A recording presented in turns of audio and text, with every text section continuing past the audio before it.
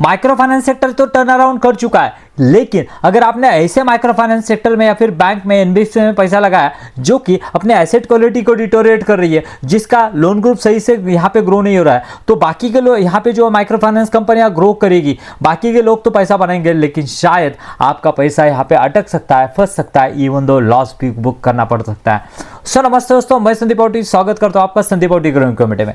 आज बात करेंगे सूर्योदय माइक्रो फाइनेंस बैंक लिमिटेड।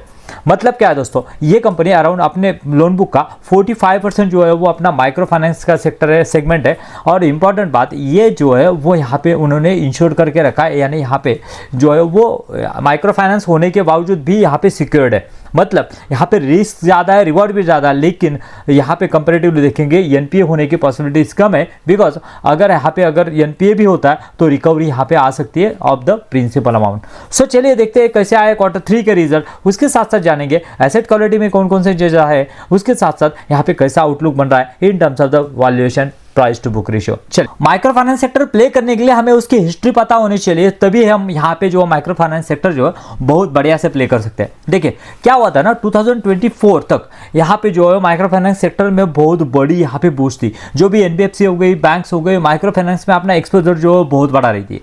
क्यों बढ़ा रही थी? बिकॉज ऑफ यहाँ पे उनका अगर निम यानी नेट इंटरेस्ट मार्जिन अगर देखेंगे तो 22% से 24% तक यहाँ पे नेट इंटरेस्ट मार्जिन जो रहता था। बिकॉज ऑफ क्या है ना, ये माइक्रो फाइनेंस एक अनसिक्योर्ड लोन है, यानी अगर अनसिक्योर्ड है तो आप उसको ज़्यादा यहाँ पे इंटरेस्ट जो है वो चार्ज करोगे। सो क्या हुआ ना, यहाँ पे 2024 के बाद में ऐसा हुआ कि बहुत सारे इतना एक्सपोजर बढ़ गया कि एक ही जो लोन लेने वाला पर्सन है वो दो तीन बैंक से या फिर एनबीएफसी से यहाँ पे जो लोन ले लगा।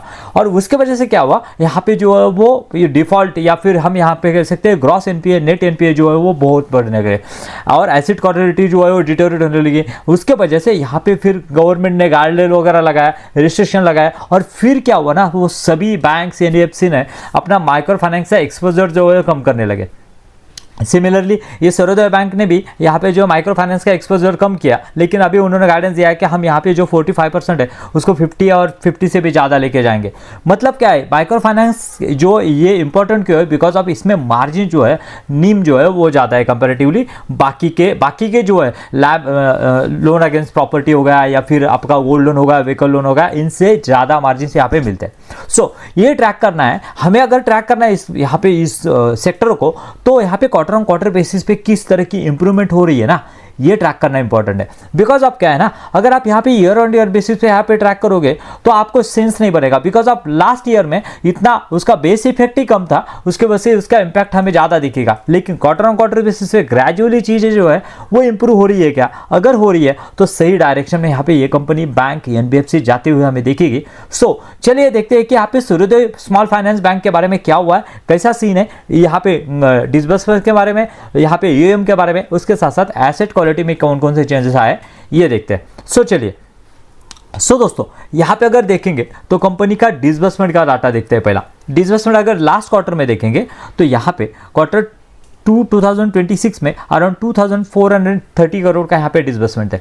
अभी वो है अराउंड 2700 करोड़। यहाँ पे देखेंगे तो ईयर एंड ईयर जैसे कि मैंने कहा कुछ भी सेंस नहीं बनेगा आपको, बिकॉज ऑफ ये डाटा जो है वो लो इफेक्ट है। लेकिन क्वार्टर ऑन क्वार्टर बेसिस पे देखेंगे तो 11% की डिसबर्समेंट यानी एयूएम में हमें यहाँ पे ग्रोथ दिखेगी।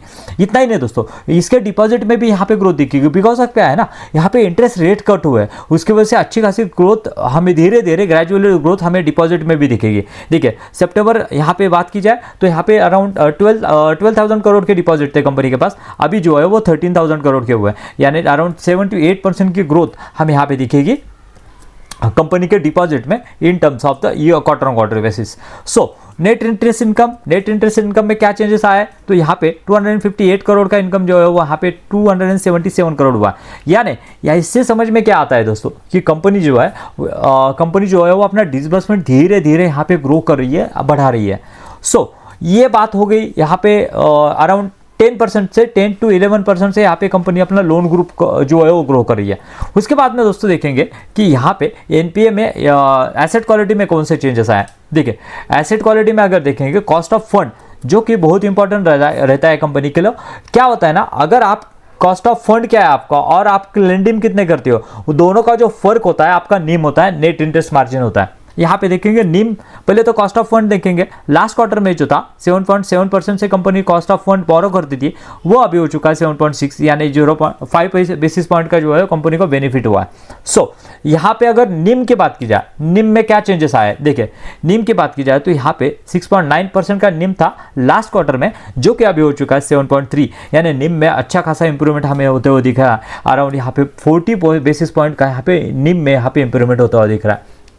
और अगर देखेंगे तो यहाँ पे आपको गिरते हुए दिखेगा, बिकॉज ऑफ क्या है ना, कंपनी ने अपना अनसिक्योर्ड से सिक्योर्ड की तरफ ज़्यादा गई थी कंपनी, उसके वजह से निम जो है लास्ट ईयर में यहाँ पे अराउंड 9.4% तक था, वो अभी 7.1 आ चुका है। यहाँ पे 9 मंथ बेसिस पे अगर देखेंगे, लेकिन ये हमें जज नहीं करना है। अगर माइक्रो फाइनेंस का साइकिल अगर खेलना है तो उसके लिए हमें यहाँ पे क्वार्टर ऑन क्वार्टर बेसिस पे जो है वो जज करना होगा। सो अभी देखना है कि कंपनी के एसेट क्वालिटी जो है वो कैसे है, बिकॉज ऑफ क्या है ना, सभी चीज़ें अगर अच्छी है लेकिन यहाँ पे अगर एसेट क्वालिटी डिटोरिएट हो रही है तो मतलब नहीं बनता है, सेंस नहीं बनता है। देखिए दोस्तों, यहाँ पे अगर देखेंगे तो लास्ट क्वार्टर में यहाँ पे अराउंड 5.9 जो कि कंपनी का ग्रॉस एनपीए था, वो अभी हो चुका है 6.6। और अगर यहाँ पे देखेंगे नेट एनपीए जो कि 3.8 था, वो अभी हो चुका है अराउंड 4.3, यानी दोनों में भी यहाँ पे हमें ग्रोथ दिख रही है, जो कि हमारे लिए या फिर इन्वेस्टर के लिए अच्छी बात नहीं है। सो दोस्तों, हमारे क्राइटेरिया क्या रहता है, जनरली हम यहाँ पे एनपीए, यहाँ पे लोन बुक जो है वो अराउंड 20% से तो कम ग्रो करनी चाहिए। यहाँ पे सर्वोदय की बात की जाए तो वो 11% से ग्रो कर रही है, ये भी क्राइटेरिया में यहाँ पे बैठ नहीं रहा है। दूसरी बात, यहाँ पे कंपनी के ग्रॉस एनपीए बढ़ रहे हैं, नेट एनपीए बढ़ रहे हैं, ये भी अच्छी बात नहीं है, बिकॉज आप डायरेक्शनली सही जाना जो है इंपॉर्टेंट है। बिकॉज ऑफ क्या है ना, रिकवरी कैसी हो रही है ना, ये इंपॉर्टेंट है।